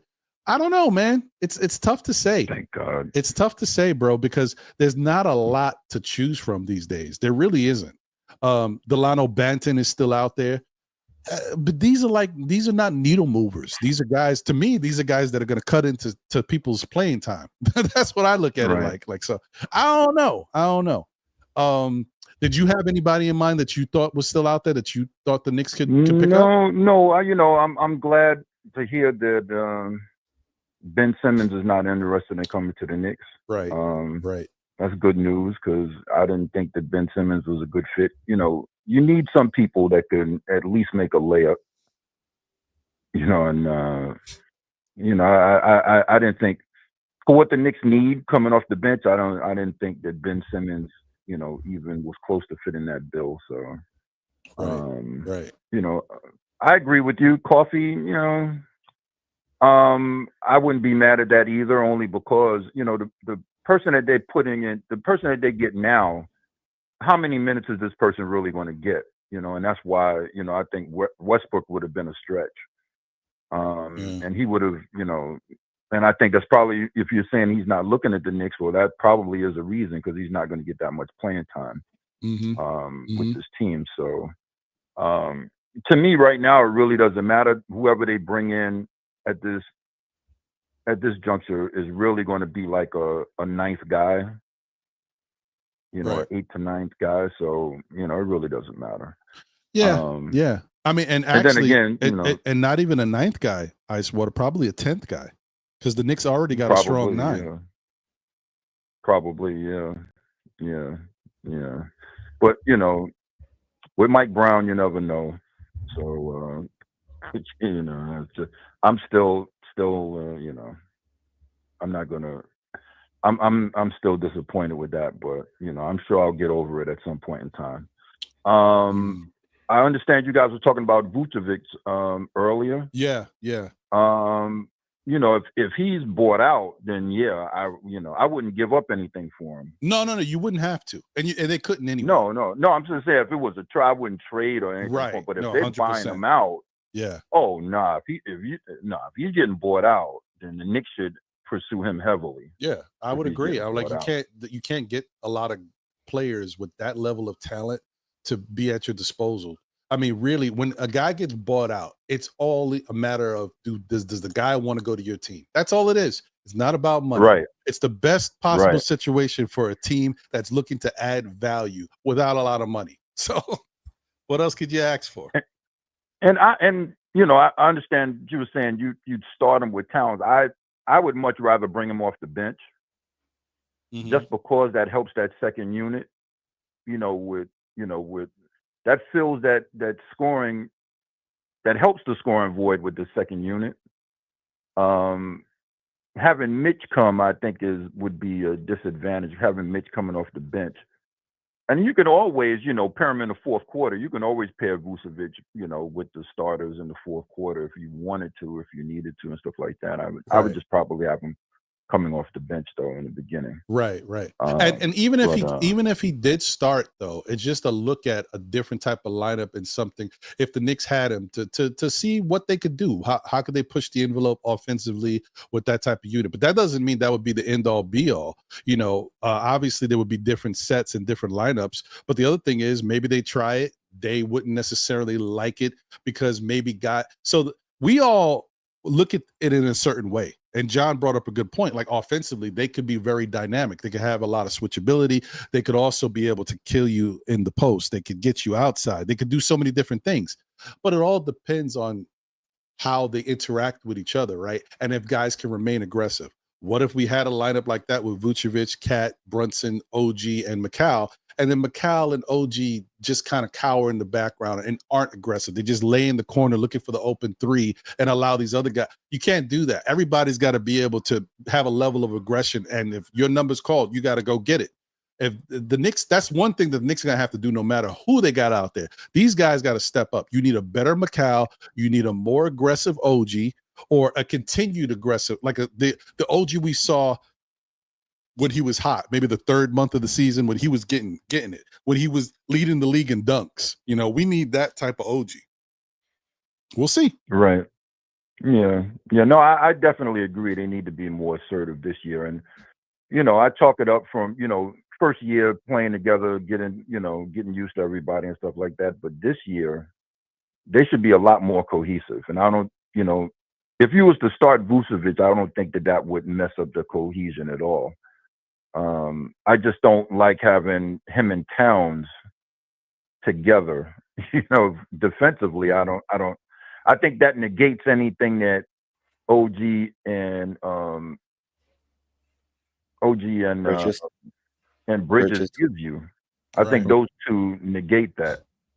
So, you know, if you have Mitch out there, you know, that I think that would strengthen your defense a little bit more. So the great thing about it is, though, is, and I agree with you to a certain degree. I think that the greatest position the Knicks would be in by adding a Vucevic is depth. Whichever way you formulate the starting five or the bench play, the depth is what you're really looking at, and the versatility of that depth. Mm-hmm. Mm-hmm. Yeah, it would be very interesting to see how they would make it work with both those two together.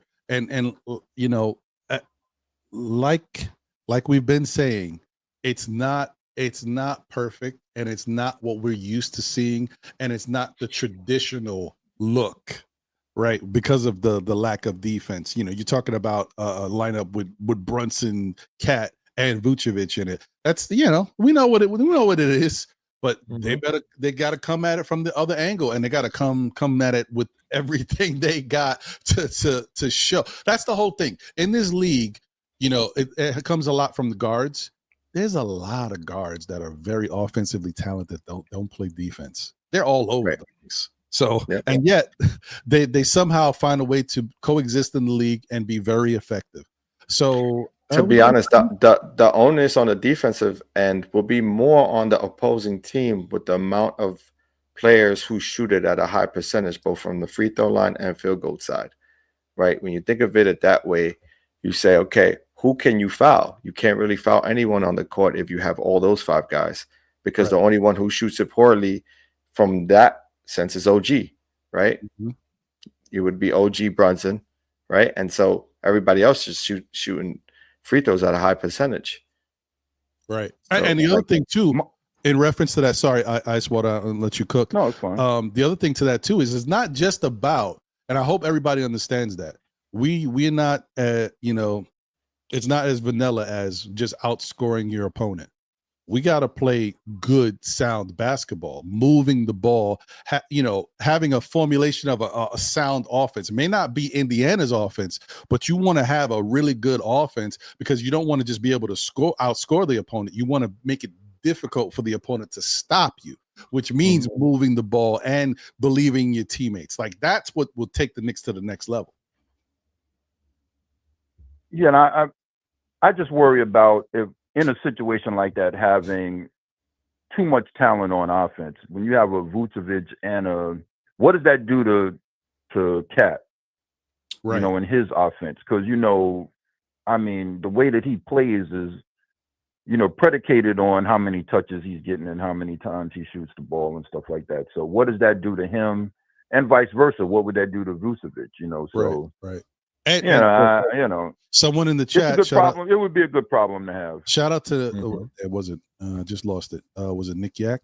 Yeah, Nick Yak said, like, what would Vooch would hurt Huck Porty's development? Why do that? Well, you know, two things. One is obvious. The Knicks are trying to win. When you do, they don't care about no development. We trying to win a championship as soon as possible. So That's one. If the Knicks can win this year, great. They don't care about that. Now the flip side is, you do it. You bring in Vucevic, for example. It's only a 1-year deal. He's only coming in for this year, because that's the thing with any of these guys that come in for a veteran minimum contract that get bought out. It's usually just a 1-year deal, so you can renegotiate later if you want to keep them. So if it don't work out and you don't win the championship, and that's it. It is 1 year of development behind and 1 year of playing time that could have been maximized that has to take a back seat. But just know that it's because they're trying to win a championship now. They're trying to put the bet. Every team is going to try to put when you're trying to win a championship, you're going after everybody. Who's the best I can get right now? So, I mean, just look at the stats, man. You can't hide the stats. Right. I think playing on a championship team, even though you might not be getting as many minutes and you're not developing as much, but being just a part of that, I think is being part of a run like that. If you can get a run to the finals, I think is would help, in the player's development as well, being part of a team like that. So, but I agree. This year, this is the window right here. You need to be focused on getting to the finals, winning the finals. All of the development and stuff, we can put that on the back burner for. I mean, that's what the G League is for. The G League is for development. Right. The honest truth. That's what it's there for. It's the minor leagues of the NBA. And if you ain't learning down there, where do you guys think the Knicks finish off as far as with wins? Where do you predict them as far as wins?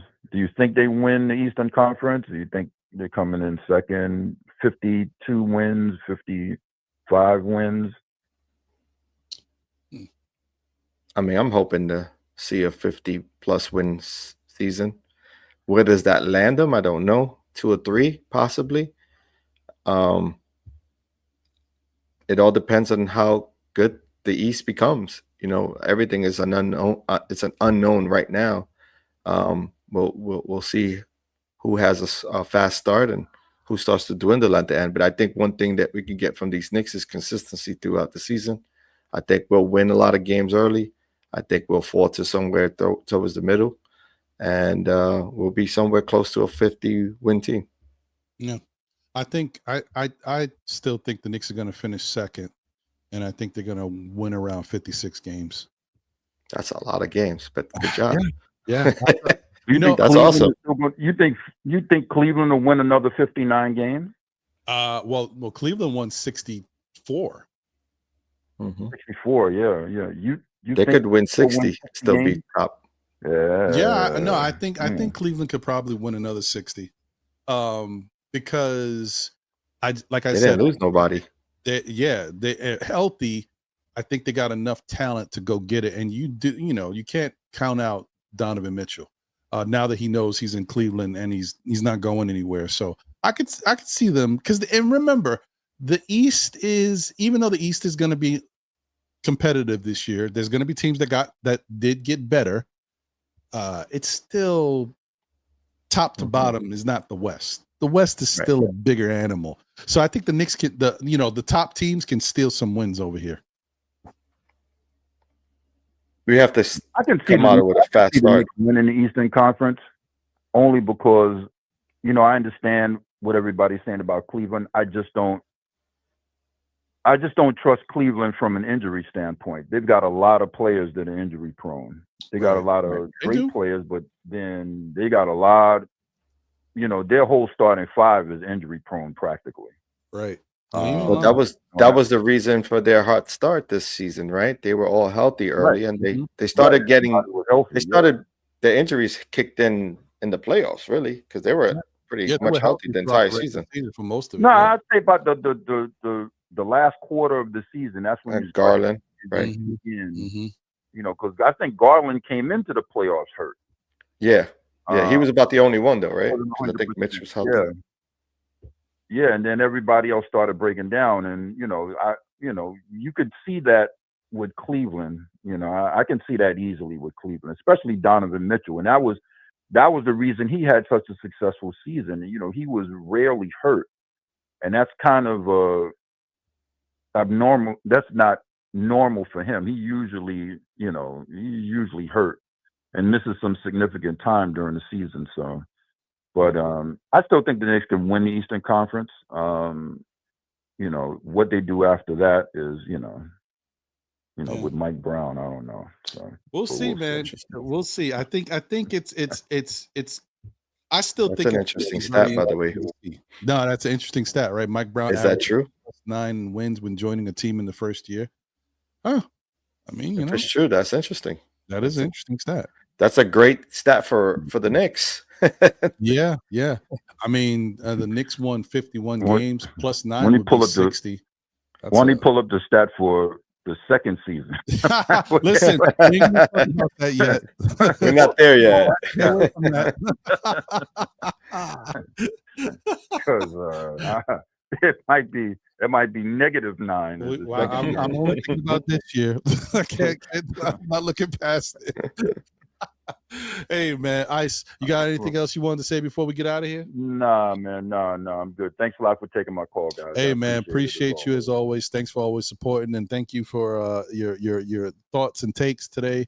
Appreciate it, man. Thanks for the call. I'll take care. You too, brother. All right. Let me shut these lines down before we out here for 12 years.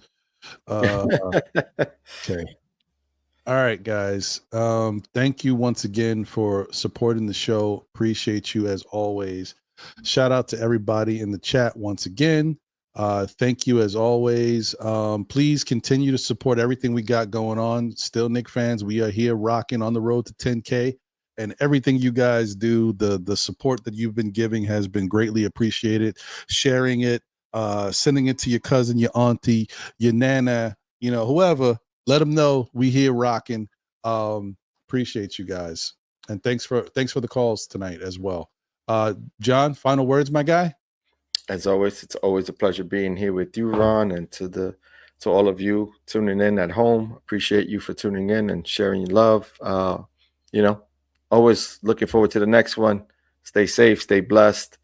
That's all. That's all I got. Have a great one. There you go. There you go. Hey guys, as I always say, tell a friend who tells a friend who tells another friend. Still Knicks fans. We'll be back again, whether it be on Monday nights at 9 p.m. for SKF Weekly with myself, my brother John, and usually my brother Jose. It's okay. We hold it down right now. Saturdays at 11:30 for Know the Ledge. Although remember, I do have a commitment this Saturday, so probably be around 1 or 1:30. So, but stay tuned for that. And then stay tuned this Wednesday at some point. I'm not sure the time yet. Could be 8, 9. I'm not sure. For State of the Game, where we're going to talk about the state of the NBA and the gambling stuff and some of these players getting into other things off the court. A lot of this stuff is creeping up. So, we'll talk about that. Have a little bit more of a different conversation with regards to the NBA. So stay tuned for that State of the Game. Probably also talk a little bit about the Mets and the Giants as well. Just sprinkle a little in there for that show. So continue to support us. We can't tell you how much it means. It's definitely appreciative to watch the channel grow. It's very nice to see. So thank you guys for all the support and all the help. Hey, and like I always say, the good, the bad, the ups, the downs, no matter what, we are still Knicks fans. So don't forget it, guys. Listen, it's going to be a little slow, but we eventually, when it picks up, it's going to be exciting. And, I always say, be good. If you can't be good, be good at it. Salute to you all, man.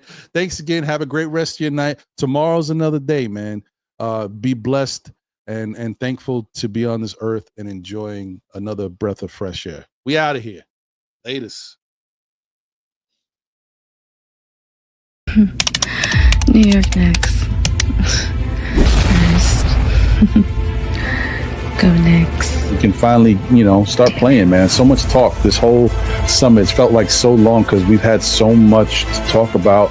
At times it's been kind of slow, but we've been talking, right? But we've actually had a really good off season for this New York Knicks team, and it's been very active. There's been a lot of stuff going on. Yeah. Yeah, Knicks family, we in the building. I am the Objective Fan from the Objective Knicks Fan channel. And I'm going to give a big salute to Ron and John from Still Knicks Fans. What's going on, guys? Hey, Knicks family, I'm Stephanie, a.k.a. Blood Sweat and Soul Sports. We are still Knicks. What's going on, everybody? It's your girl, Lady in the Chef, from Two Knicks Chicks Podcast. Still a Knicks fan. What's good, party people in the place to be? It's your main man. What's up, everybody? This is Steve Black 21 at Two Knicks Chicks Podcast, and I'm still a Knicks fan. Yo, this is your boy Sim from Nothing But Knicks. Through all the struggles, through all the heartache and pain, ladies and gentlemen, I am still a Knicks fan.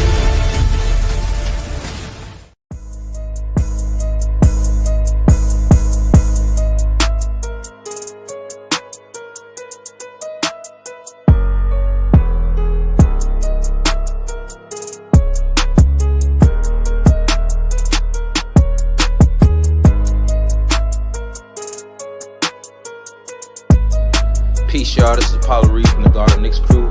And I don't know about y'all, but I'm still a Knicks fan. I'm still here. We're still here. Still Knicks fans. It's a fandom. It's a lifestyle.